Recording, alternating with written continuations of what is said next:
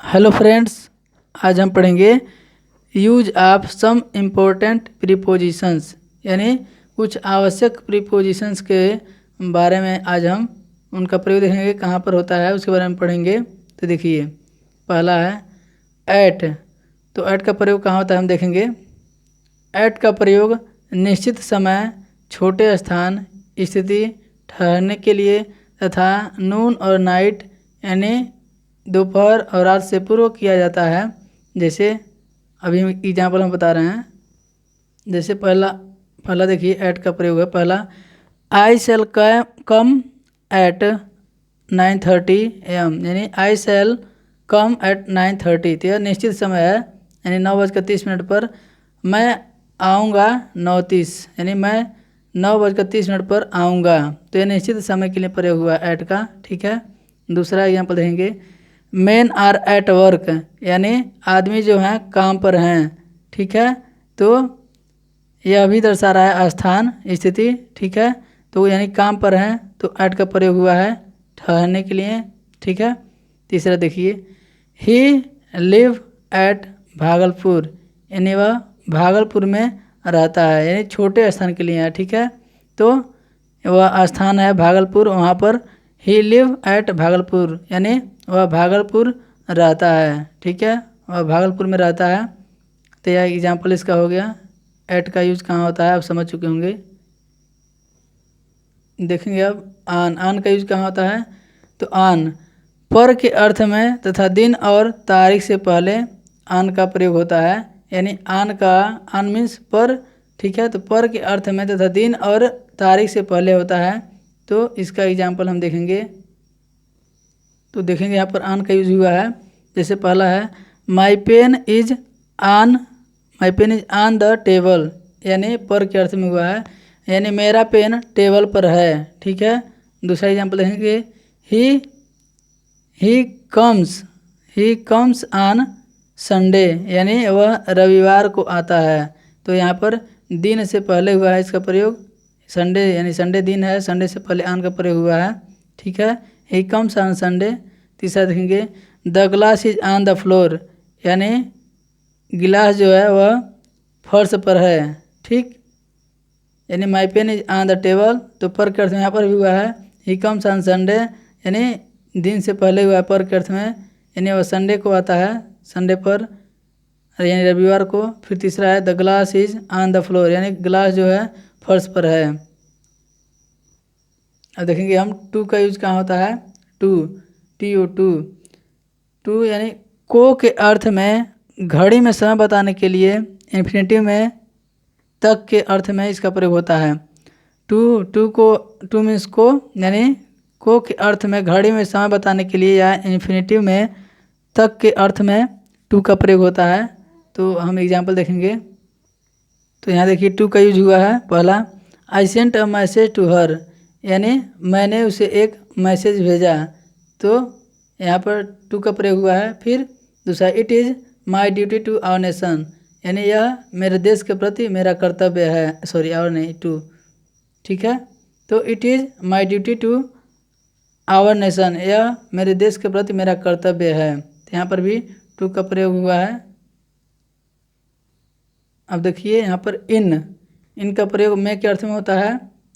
इन means में, यानी मे के अर्थ में जब कोई वस्तु पहले से ही अंदर अव्यवस्थित है, निश्चित अवधि के समाप्त होने से पूर्व समय के लिए तथा महीना, सन, मौसम, समय एवं अवस्था के लिए इनका प्रयोग होता है। तो इसका एग्जाम्पल देखेंगे। यहाँ पर इनका प्रयोग हुआ है। जैसे पहला है, आई लिव इन दिल्ली, मैं दिल्ली में रहता हूँ। दूसरा है, संदीप वर्क्स इन हॉस्पिटल, यानी संदीप जो है हॉस्पिटल में काम करता है। तो यहाँ इनका प्रयोग हुआ है। अब देखेंगे विथ का यूज कहाँ होता है। तो साधन के लिए तथा के साथ के अर्थ में प्रयोग होता है, यानी साधन विथ, यानी साधन के लिए तथा के साथ के अर्थ में प्रयोग होता है। विथ मीन्स साथ। तो इसका एग्जाम्पल देखेंगे। तो यहाँ देखिए विथ का यूज हुआ है। पहला, she writes with a pen, यानी वह पेन से लिखती है। She writes with a pen, यानी वह पेन से लिखती है, तो पेन के साथ उसका संबंध बता रहा है, यानी एक साधन है जो पेन के द्वारा, तो यह साधन यानी पेन से और इसका संबंध सी से संबंध इसका जोड़ता है, तो उसने यानी she writes with a pen, वह पेन से लिखती है। दूसरा है आई एग्री विद यू, यानी यहाँ पर के साथ में इसका यूज हुआ है, यानी आई एग्री विथ यू यानी मैं आपसे सहमत हूँ। आई एग्री विथ यू, मैं आपसे सहमत हूँ। ठीक है। अब देखिए ओ एफ ऑफ का प्रयोग, यानी इसका अर्थ संबंध या पोजीशन दिखाने के लिए, सुपरलेटिव डिग्री के गुण दोष को प्रकट करने के लिए इसका प्रयोग होता है। इसका एग्जाम्पल देखेंगे तो देखिए पहला है he is the clerk of our school, वह हमारे स्कूल का क्लर्क है। दूसरा देखेंगे he is a man of high morals, यानी वह उच्च गुणवत्ता का आदमी है, तो यहाँ ऑफ का प्रयोग हुआ है। ठीक। अब यहाँ देखिए ओ डबल एफ यानी ऑफ पृथकता को प्रकट करने के लिए इसका प्रयोग होता है। ऑफ पृथकता यानी उससे हटने के लिए प्रयोग होता है। ऑफ पृथकता यानी उससे अलग होने के लिए ऑफ का प्रयोग होता है। तो इसका एग्जाम्पल देखेंगे, यहाँ देखिए ओ डबल एफ ऑफ का प्रयोग पहला स्विच ऑफ द मोबाइल, यानी मोबाइल को बंद करो, तो यानी मोबाइल को हम बंद कर रहे हैं, यानी उससे अलग हो रहे हैं, उसे स्विच ऑफ कर दे रहे हैं। तो देखिए स्विच ऑफ द मोबाइल, यह हो गया पहला एग्जाम्पल। दूसरा स्विच ऑफ द कंप्यूटर, यानी कंप्यूटर बंद करो, यानी कंप्यूटर से भी हम पृथक हो रहे हैं, उससे अलग अलग हो रहे हैं, तो उससे स्विच ऑफ कर रहे हैं। तो स्विच ऑफ द कंप्यूटर यानी कंप्यूटर को बंद करो। अब देखिए इनटू का प्रयोग, इनटू गतिशील होकर अंदर आने के लिए, परिवर्तन के लिए इसका प्रयोग होता है। इनटू का प्रयोग गतिशील वस्तु अगर अंदर आ रहा है तो उसके लिए प्रयोग होता है इनटू का प्रयोग। तो देखेंगे इसका एग्जाम्पल, जैसे देखिए इनटू का प्रयोग हुआ है पहला ट्रांसलेट हिंदी इनटू इंग्लिश, यानी इसे परिवर्तन के अर्थ में, यानी हिंदी को इंग्लिश में परिवर्तन करो, यानी ट्रांसलेट हिंदी इनटू इंग्लिश, यानी हिंदी से अंग्रेजी में अनुवाद करो।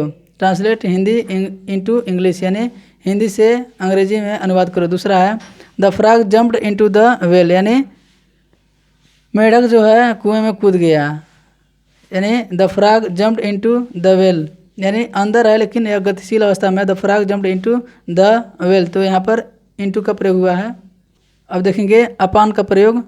अपान गतिशील होकर किसी पर टूट पड़ने के लिए, यानी इसका प्रयोग वहाँ पर होता है जहाँ पर गतिशील होकर किसी पर टूट पड़ने के लिए, जब वहाँ पर अपान का प्रयोग होता है। तो इसका एग्जाम्पल हम देखेंगे, देखिए अपान पहला हुआ है अपान का प्रयोग the cat jumped upon a table, यानी वह टेबल से बिल्ली जो है टेबल से कूद गई। दूसरा है he threw the books upon the desk, यानी वह डेस्क पर बुक को फेंक दिया, यहाँ पर भी अपान का प्रयोग हुआ है।